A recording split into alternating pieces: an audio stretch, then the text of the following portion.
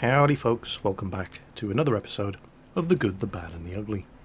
This first replay, well, it's not so much about the guy driving the KV-3 as about the idiots shooting at him.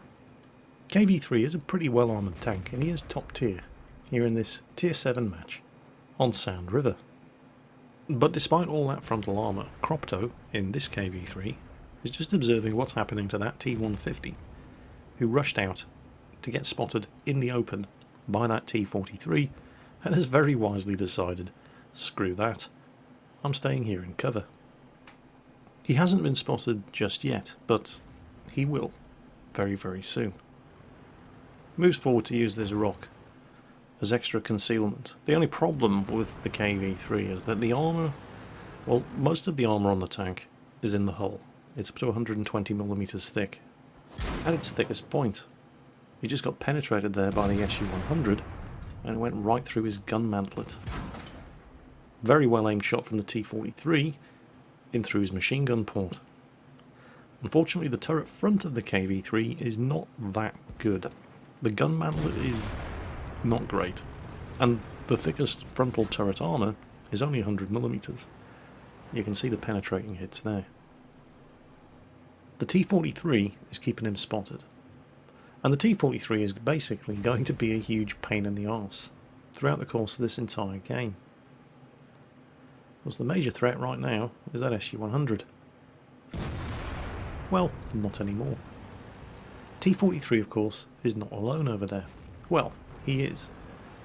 But there are all kinds of happy campers on the ridgeline right behind him, just waiting for the opportunity to take shots at tanks that move into render range and within the view range of the T-43. And there they are. And this is where it all begins. Here comes the incoming fire. And look at these guys. Okay, so Hellcat and Jagdpanther, they're tank destroyers, T-43 sniping for them. I get it, but there's a KV-1 sitting up there. Oh, and that's not all, by the way, that's just what we've seen.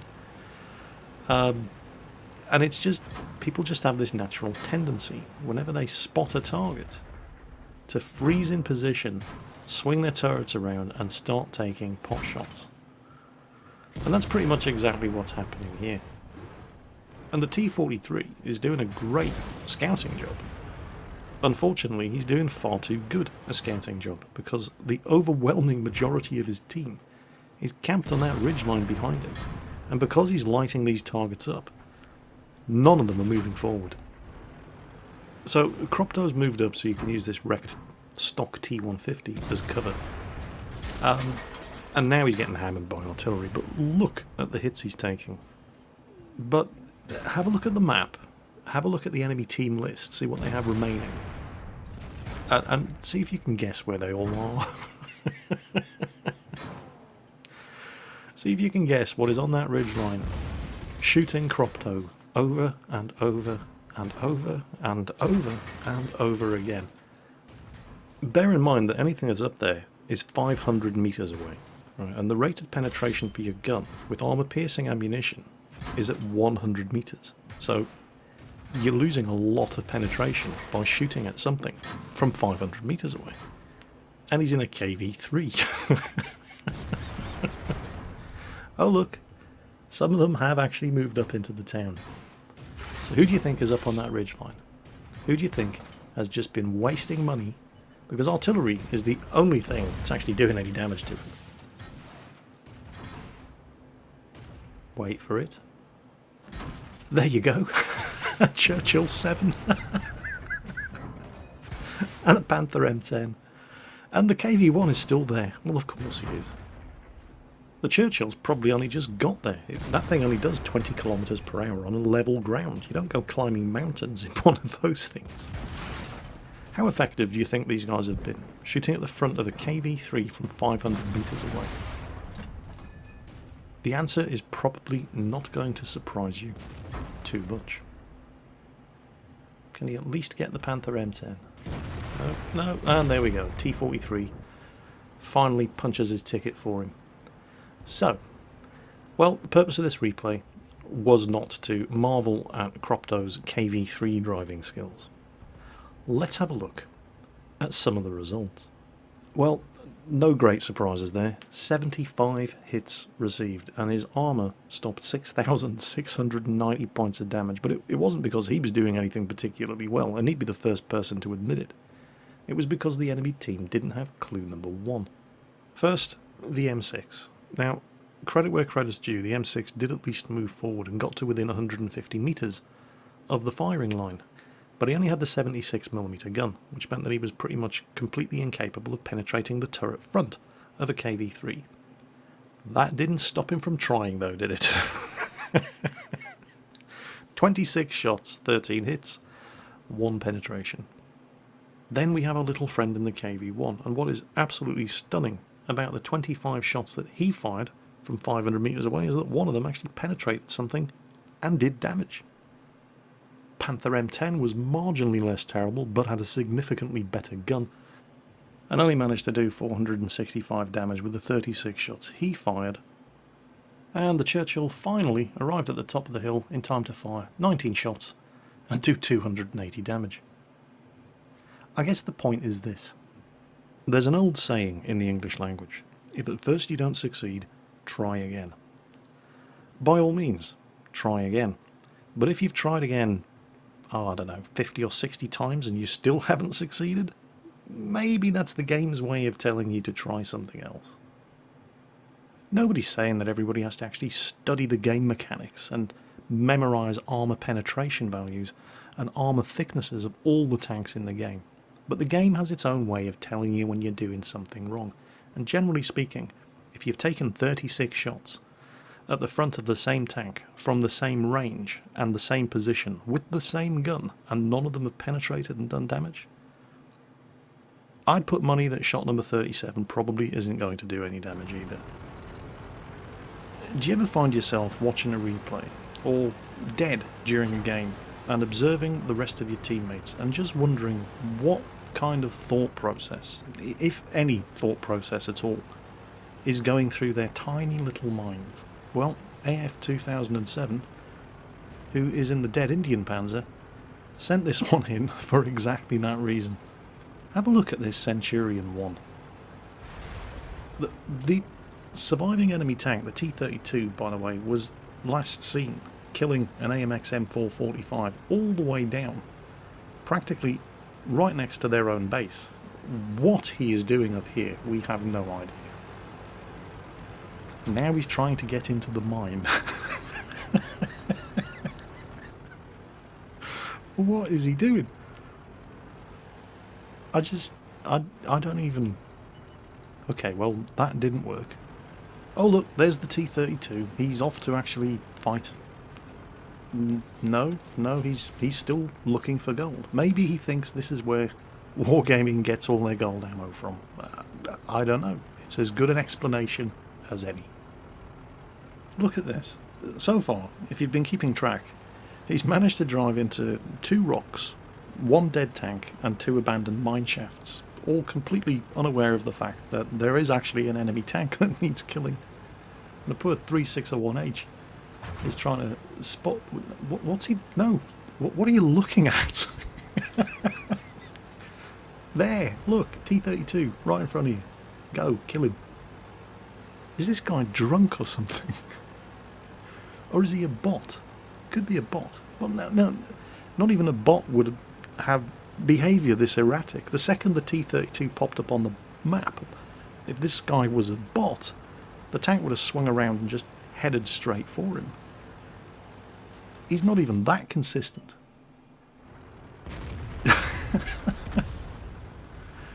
But you know, I always say, if you throw enough shit at the wall, eventually some of it's going to stick. And even a broken clock tells the right time twice a day. Look at this. I can't believe what I'm watching.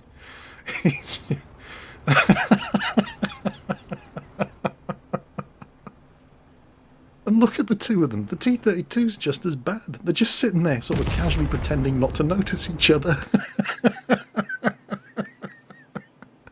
Man, you know you've had a bad game when that's the tank that wins it for you. Okay, time to get serious. This is Robert 924 in the T-95, the mighty Doom Turtle, American Tier 9 tank destroyer. Well, one of the two American Tier 9 tank destroyers, the other one of course being the fantastic, if somewhat unpredictable, T-30. The T-95 obviously doesn't have a turret, but it's got nearly 300mm of frontal armour, and a really, really big gun. This, by the way, is, well, it's not really a new map in the game, it's remodelled Prokhorovka. It's called Fiery Salient, it was introduced in patch 9.2, and it's basically... Prokhorovka was the scene of one of the major tank battles during the Battle of Kursk in 1943, and they've basically remodelled Prokhorovka to actually look more like a major battle was fought here. I really like what they've done with the map. However, back to the Doom Turtle. You get a lot of time to talk about the Doom Turtle before anything actually happens driving this thing. It is the slowest machine in the game. But it's one of the more famous machines in the game.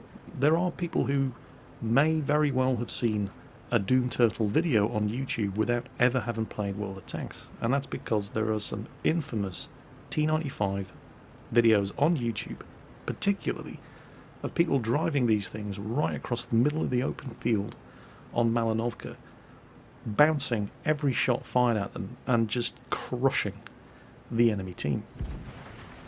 And I feel as if videos like that have led to a sort of mystique that's grown up around this machine, in the same way that the T-25-2, when that was in the game, had a lot of videos of people just whizzing around the battlefield, lighting up the entire enemy team and dodging hundreds of shots, coming out the other side with a scout medal, all sorts of XP, which encouraged suicide scouting.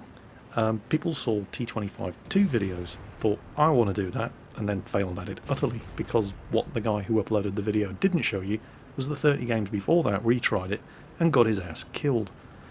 Same thing with the Doom Turtle. I do feel that everybody has very unrealistic expectations of what this thing can do, based on videos that they've seen on YouTube. I'm probably responsible for that myself, with some of the ELC AMX videos that I've been putting up lately, but that's another matter. This is a strong machine, but it's highly situational. It's one of those machines where the weaknesses far outweigh the strengths. The strengths are good, the frontal armour is fantastic, and the gun is very, very punchy, but it's so incredibly slow. If this thing gets outflanked, it's dead.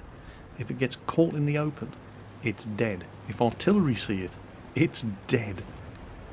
Even from the front, if you come across somebody who actually has a working brain and knows how to snipe your weak spots, you're dead. But when it all comes together, there are few machines in the game that are more satisfying than the Doom Turtle. It just doesn't come together all that often. By the way, if you're watching this game in high enough resolution, I highly recommend you read Battle Chat. It is absolutely hilarious. Right now, they're all having an argument over whose dad works the hardest. My dad works 70 hours a week. Well, mine works 90 hours a week. Well, if my dad makes a mistake, people's lives could be lost. I used to have arguments like this when I was 5. Actually, hold the phone. You know, if 5-year-olds are playing World of Tanks, a lot of things about this game would suddenly start to make a lot of sense.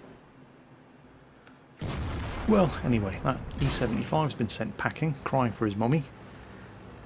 And Robert's just taken a hit from a Jagdtiger. We'll check when he clears this bush.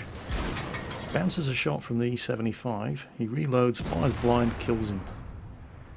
When he clears this bush, we'll check and see where the Jagdtiger hit him. Because he penetrated, and yep, there it is, under the gun. See the hole there? Under the gun, all the hatches at the top. That's where you shoot one of these things from the front. The Jagdtiger driver clearly knows what he's doing. But equally, you'll note that when Robert was pulling the T-95 back, he didn't just drive backwards in a straight line. He drove from side to side. He was waggling the nose of the T-95. That armour strip underneath the gun can be penetrated head-on by a Jagdtiger or even an E75 relatively easily at most ranges, but if you put it at an angle, you stand a much better chance of bouncing. And oh, hello Mr. Jagdtiger. Yeah, how do you like them apples? The whole waggling thing works for the hatches on the top as well.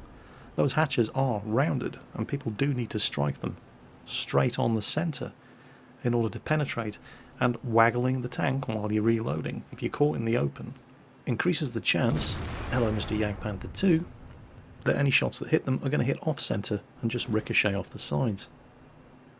This thing does have very, very strong armour, but you have to make it work for you. See him doing it again to dodge the fire from that Jagdpanther. He's managed to block the Jagdtiger behind him, so he only has to deal with them one at a time.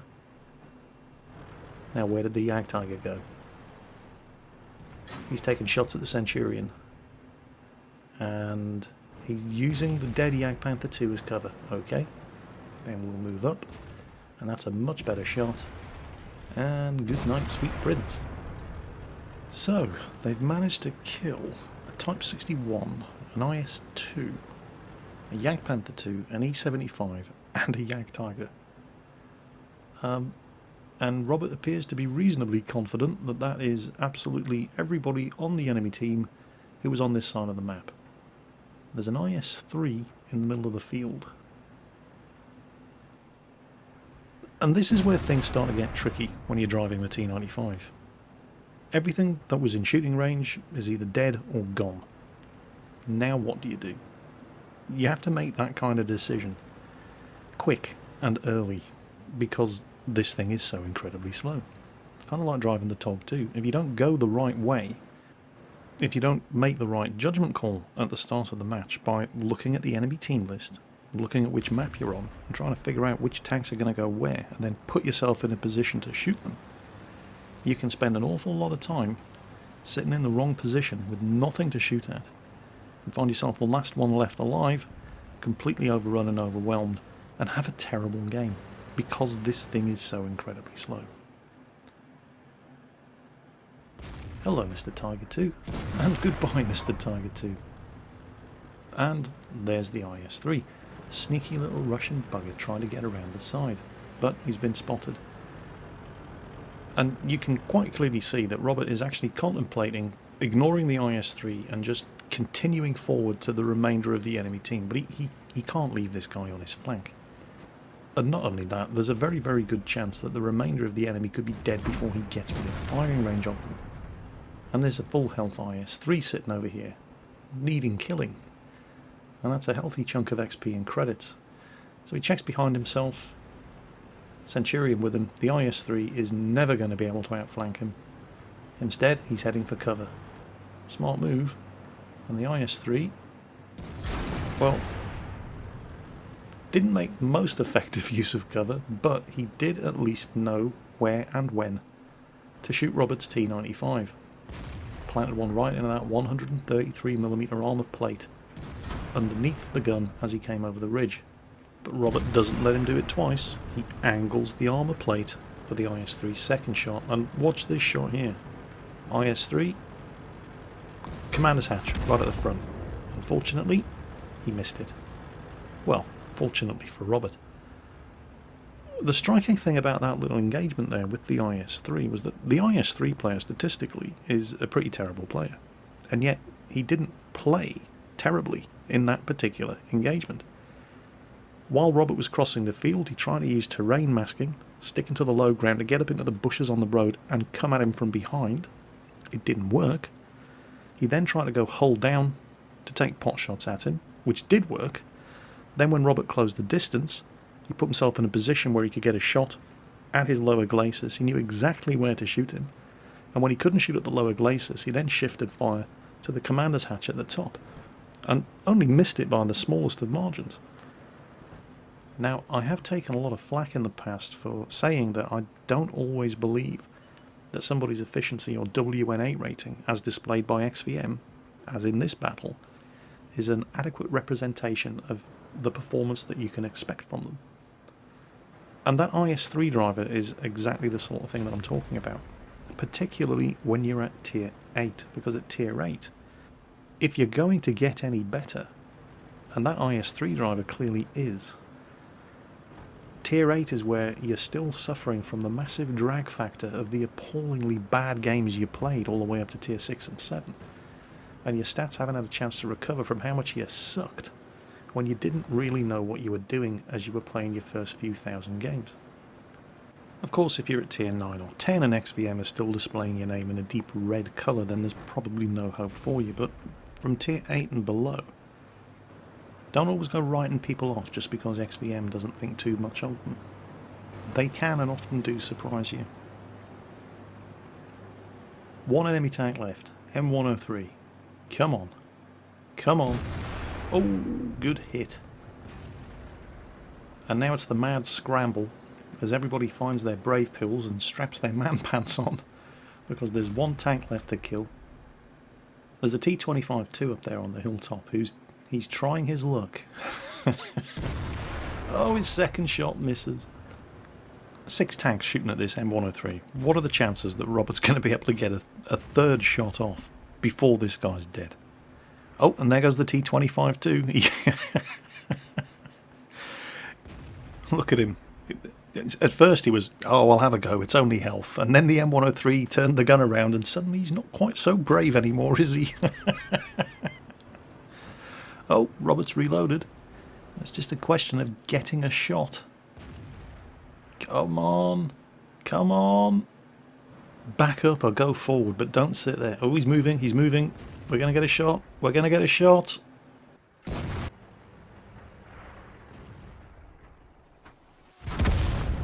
KV4 says nope. My kill. I saw him first. But it's difficult to get too disappointed when you pull off a result like that. Ace tanker, high caliber, 8,700 damage done. It's almost enough to make me want to drag the Doom Turtle out of retirement and have a go myself. No, not really. Take care, folks. I'll catch you next time.